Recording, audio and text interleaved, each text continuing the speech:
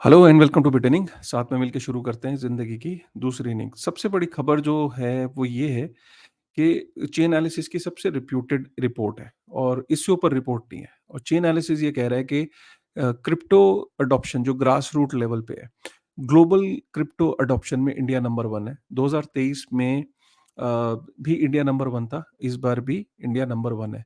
Nigeria number 2 पे, number 4 पे United state है। ये जो आप लिस्ट देख रहे हो इसमें इंडियन सबकॉन्टिनेंट से पाकिस्तान भी है। अब इसमें एक चीज़ कॉमन है, नाइजीरिया इन्फ्लेशन बहुत हाई है, इंडोनेशिया इन्फ्लेशन बहुत हाई है, अमेरिका में इन्फ्लेशन काफ़ी हाई थी, अब कंट्रोल में आई है 2.5% के आसपास, वियतनाम इन्फ्लेशन हाई है, यूके, रशिया में इन्फ्लेशन हाई है, लड़ाई लड़ रहे हैं, फिलीपींस में इन्फ्लेशन बहुत हाई है, पाकिस्तान में इन्फ्लेशन बहुत हाई है, ब्राज़ील में इन्फ्लेशन बहुत हाई है। तो ये देखने वाली बात है कि काफ़ी चीज़ें कॉमन है कि जितनी भी यहाँ पे टॉप 10 कंट्रीज़ हैं, इंडिया में ग्रास रूट लेवल पे क्रिप्टो को लेके काफ़ी एंथुसियाज़्म है शुरू से। और इसमें जो दूसरी सब जो इम्पोर्टेंट चीज़ पता है क्या है देखने वाली? इम्पोर्टेंट चीज़ ये है कि ये फैक्टर सबसे इम्पोर्टेंट है। देखो, सेंट्रलाइज़्ड एक्सचेंजेस में इंडिया नंबर 1 है। वहाँ पे बहुत लोग सेंट्रलाइज़्ड एक्सचेंजेस में बिलीव करते हैं कि क्रिप्टो एक्सचेंजेस में, वो बात अलग है, क्रिप्टो एक्सचेंजेस अभी हैक हो गई हैं, तो अब ये नंबर कम होना चाहिए। यहाँ पे हमारी रैंकिंग अगले साल गिरेगी 100%। लेकिन डीफाई पे मतलब जो ऑन चेन जो वैल्यू ट्रांसफर हो रही है, वॉलेट टू वॉलेट या वॉलेट नॉन कस्टोडियल वॉलेट, उसमें इंडिया नंबर 2 पे है। ये दर्शाता है कि इंडिया वो ऑन चेन वैल्यू पे भी काफ़ी हाई है। इनफैक्ट नाइजीरिया भी काफ़ी हाई है, इंडोनेशिया भी बहुत हाई है। इंडोनेशिया एक्सचेंजेस में बिलीव नहीं करता, नाइजीरिया एक्सचेंजेस में बिलीव नहीं करता। अमेरिका और इंडिया एक्सचेंजेस में बहुत बिलीव करते हैं। और ऑन चेन में भी इंडिया ऊपर है और इसलिए इंडिया का वेटेज बहुत ज़्यादा है, क्योंकि इंडिया एक्सचेंजेस में भी ऊपर है, नॉन कस्टोडियल में भी ऊपर है। तो ये है कि वहाँ की जो इस टाइम की जो रैंकिंग है। अगर हम इसकी बात करें कि देखो, exchanges are not doing that great. Exchanges का जो प्रॉफिट है हैज़ ड्रॉप्ड बाय 45%। जो कॉइन डीसीएक्स का प्रॉफिट है 45% से गिर गया है, which is in 2024 in comparison to 2023। कहीं न कहीं जो क्रिप्टो टैक्स का जो असर है वो कॉइन डीसीएक्स पे देखने को मिल रहा है। ये और ज़्यादा गिरेगा क्योंकि जो वज़ीरेक्स के हैक के बाद काफ़ी ट्रस्ट लूज़ हुआ है, काफ़ी ज़्यादा लोग जो है वो एक्सचेंजेस को ट्रस्ट नहीं करते हैं। तो ये जो फैक्टर है, ये प्ले करेगा आगे भी।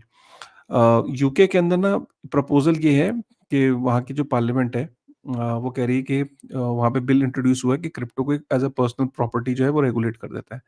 इसका फ़ायदा ये होगा कि वो ये कह रहे हैं कि इसका फ़ायदा ये होगा, जैसे डाइवोर्स का केस है, अभी समझ नहीं आता कैसे करें डिस्ट्रीब्यूट। कोई कोई पार्टनरशिप का केस है, कोई बिज़नेस एग्रीमेंट्स हैं जिसमें क्रिप्टो इन्वॉल्व्ड है, अभी उनको समझ नहीं आता कि कैसे करें। काफ़ी कॉम्प्लेक्स हो जाता है। तो और वो चाहते हैं कि ब्रिटेन का नाम हो कि हाँ, जैसे उन्होंने पहले भी कभी ऐसे कानून बनाए हैं, दुनिया को राह दिखाई है। So they want to lead in in that domain also कि भई पूरी दुनिया में बात जाए कि यूके ने as a personal property bitcoin को रेगुलेट कर दिया है, which is a good news. Bitcoin जो है एल साल्वाडोर में 21 मंथ्स हो गए हैं जो उन्होंने लीगल टेंडर किया था, तो उसको सेलिब्रेट कर रहे हैं। So it's a big day for El Salvador. काफ़ी लोगों ने उन्हें कहा था कि खत्म हो जाएगी कंट्री, बर्बाद हो जाएगी, लेकिन एल साल्वाडोर में टूरिज़्म बढ़ा है, कैपिटल बढ़ा है, लोग माइग्रेट हो रहे हैं, बिटकॉइन माइनिंग हो रही है, और जो बिटकॉइन प्रेज़िडेंट था, वो वापस इलेक्शन में लोगों ने उसे जिताया, तो इसका मतलब लोग भी एक्सेप्ट कर रहे हैं। बिटकॉइन इज़ जी की जो कोरिलेशन है नैस्डैक से, स्टिल इट्स 0.39। एक की तरफ अगर ज़्यादा होती है कोरिलेशन, एक, so it's we you see that it's a highly correlated. तो अभी बहुत ज़्यादा हाइली कोरिलेटेड तो नहीं, but still decently correlated. Nasdaq is core bitcoin is highly correlated to Nasdaq, but gold के साथ बिटकॉइन का कोरिलेशन बिल्कुल खत्म हो गया। गोल्ड अपना ऑल टाइम हाई बना रहा है और bitcoin is still not close to its all time high. Indonesia में एक एक्सचेंज हैक हो गई है, 22 मिलियन यूएस डॉलर जैसे वज़ीरेक्स में होते हैं, वहाँ इंडोडेक्स करके है, वहाँ वो हैक हुई है, उसके रीज़न्स क्या है अभी पता नहीं लगे। अ, अमेरिका में इन्फ्लेशन 2.5% पे आ गया है, which is like very low. 2% का उनका टारगेट होता है। अब वहाँ पे जो रेट कट्स हैं वो आप एक्सपेक्ट कर सकते हो। मार्केट भी एक्सपेक्ट कर रही है, लोग 0.25 बेसिस पॉइंट एक्सपेक्ट कर रहे हैं। मुझे लगता है 0.50 तक होना चाहिए, क्योंकि अमेरिका के अंदर कोई हालात अच्छे नहीं हैं। उसका रीज़न ये है कि अमेरिका के अंदर 452 जो बड़ी कंपनीज़ हैं वो बैंकरप्ट हुई हैं पिछले 1 साल के अंदर। 14 साल में दूसरी सबसे हाईएस्ट है, 466 बैंकरप्सीज़ हुई हैं। 63 firms have gone bankrupt up from 49 इन जुलाई। बहुत बुरा हाल है क्योंकि रेट हाइक होने की वजह से लिक्विडिटी क्राइसिस हुआ और काफ़ी सारी जो कंपनीज़ हैं वहाँ पे बंद हुई हैं। तो इसीलिए अनएम्प्लॉयमेंट का डेटा जो बताता है कि अनएम्प्लॉयमेंट भी बढ़ी है, तो वहाँ पे रेट कट मुझे लगता है बड़ा होना चाहिए।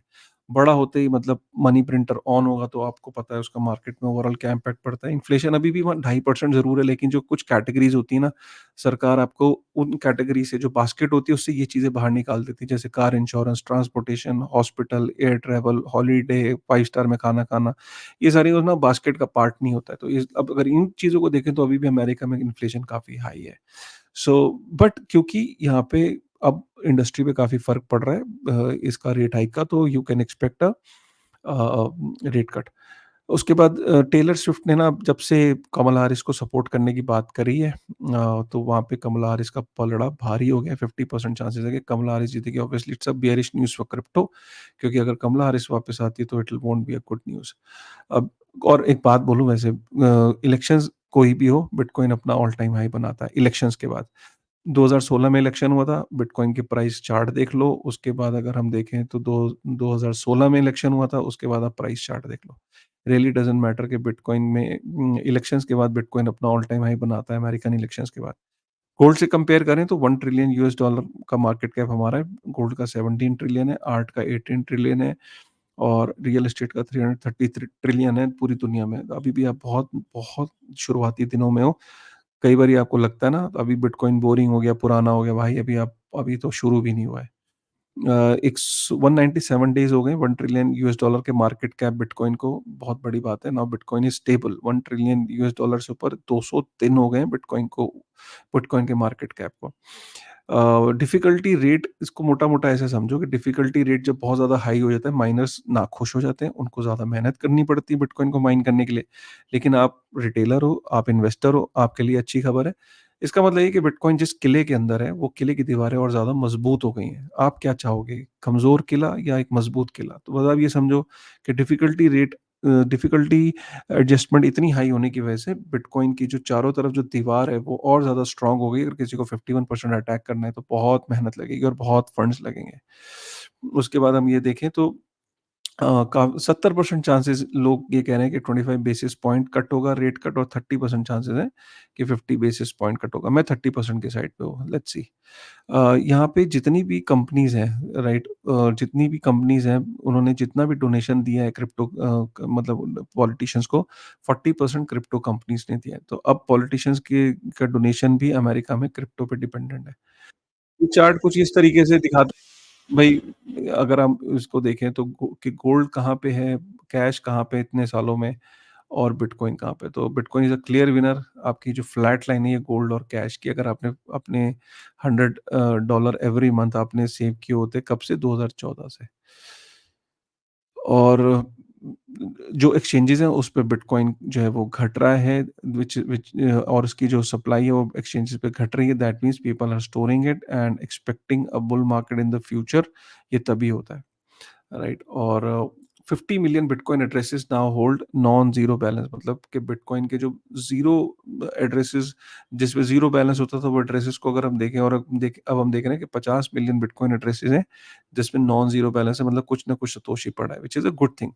तो अ, ये चीज़ ये दिखाता है, ठीक है ना? चलिए, तो ये थी कुछ खबरें।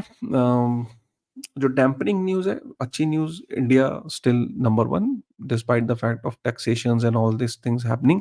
उसके बाद भी इंडिया नंबर 1 है ग्रास रूट एडॉप्शन पे। डैम्पनिंग न्यूज़ है कि कॉइन डीसीएक्स का प्रॉफिट जो है वो 50% से गिर गया है। अगर अच्छी एक्सचेंजेस का इसी तरीके से प्रॉफिट गिरता रहा तो ऑब्वियसली सर्वाइवल मुश्किल है आने वाले समय में, या तो उन्हें बड़ी फंडिंग चाहिए होगी, क्योंकि जिस हिसाब से इकोसिस्टम के ऊपर 30% टैक्स और चीज़ें हैं, तो एंड जो वज़ीर एक्स के हैक के बाद ऐसा लगता है कि लोगों का विश्वास भी कहीं न कहीं डगमगाया है, तो ये नंबर और गिरेगा फ्यूचर में। That's what I think. चलिए, कैसा लगा आपको आज का वीडियो? एक बारी कमेंट करके ज़रूर बताइएगा। मिलते हैं एक नई वीडियो में, नई एनर्जी के साथ। तब तक थैंक यू वेरी मच।